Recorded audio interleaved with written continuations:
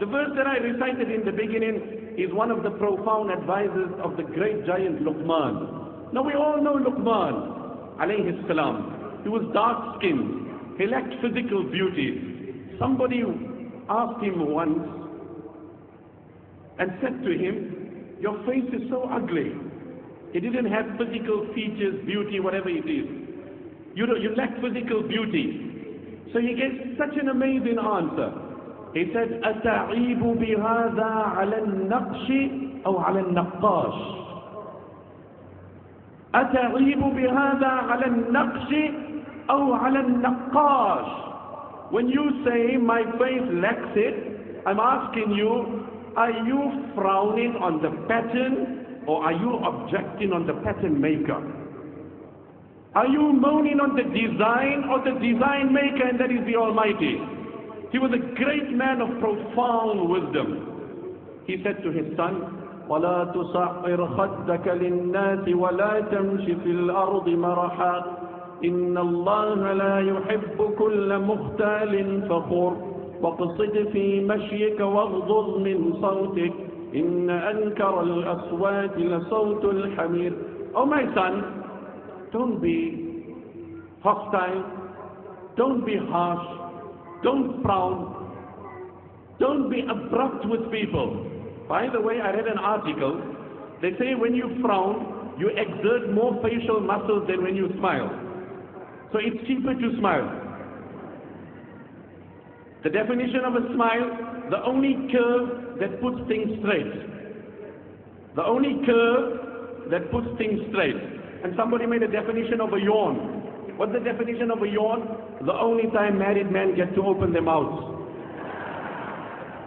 Anyway, وَلَا تُصَعِّرْ خَدَّكَ لِلنَّاسِ. Do not moan and groan with people. Do not be abrupt. Be polite, be cordial, be courteous. Now remember, if you keep my initial comments in your heart, that from your heart you believe every person superior to yourself, then that smile will foster a relation. It won't be a false smile. Because I truly believe the young and the old, the learned and the ignorant, the male and female, believer and otherwise, he is better than me. He is better than me. And one scholar said it so beautiful. He said, I consider everyone better than me because I assume he sins and I know I sin. I have a perception that others do wrong. And with regards to myself, I have a conviction. كُنْتُ عَلَى نَفْسِي مِنْ يَقِينٍ. With regards to myself, I know I do wrong. And with others, after all, إِن تَغْفِرْ تَغْفِرِ اللَّهُمَّ جَمَّا وَأَيُّ عَبْدٍ لَكَ لَا أَلِمَّا. Every servant sins. So it's a perception. Furthermore, he says, إِنَّ اللَّهَ لَا يُحِبُّ كُلَّ مُخْتَالٍ فَخُورٍ. Allah doesn't like the proud and the arrogant. The Ahlul Lugha, those who have studied the Arabic linguistics, they tell us the word mukhtal refers to arrogance over inner beauty. So either it is intelligence, it's competence, it's skill, it's physical beauty, while fakhur refers to pride over external beauty. External beauty in terms of fame, in terms of recognition, in terms of affluence, those things. Be it internal or external, Allah subhanahu wa ta'ala shuns and abhors those people who carry the traits of pride and arrogance. For me. And I know you are ready to give your life for me. But Allah dislikes it when one servant elevates himself over others, giving a notion of superiority. And Allah loves it when we mutually work together and we put our shoulder to the wheel and we work collectively. This is the sight loved by Allah.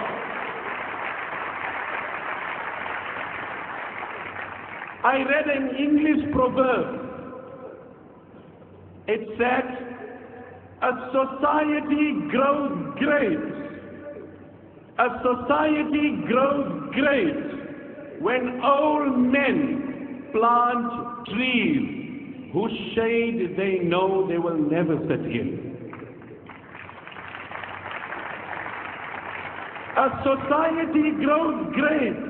The foundation, the building blocks of that community are amazing. When an elderly man comes and plants a seed, consciously knowing I will not see the seed grow, but there will be a boy in the progeny of this ummah who will one day play under the shade of this tree.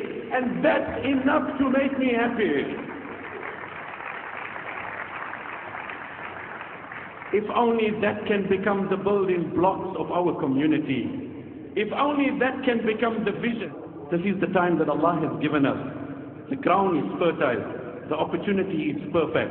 And these are my last thoughts that I would leave with you. Aspire to inspire before you expire.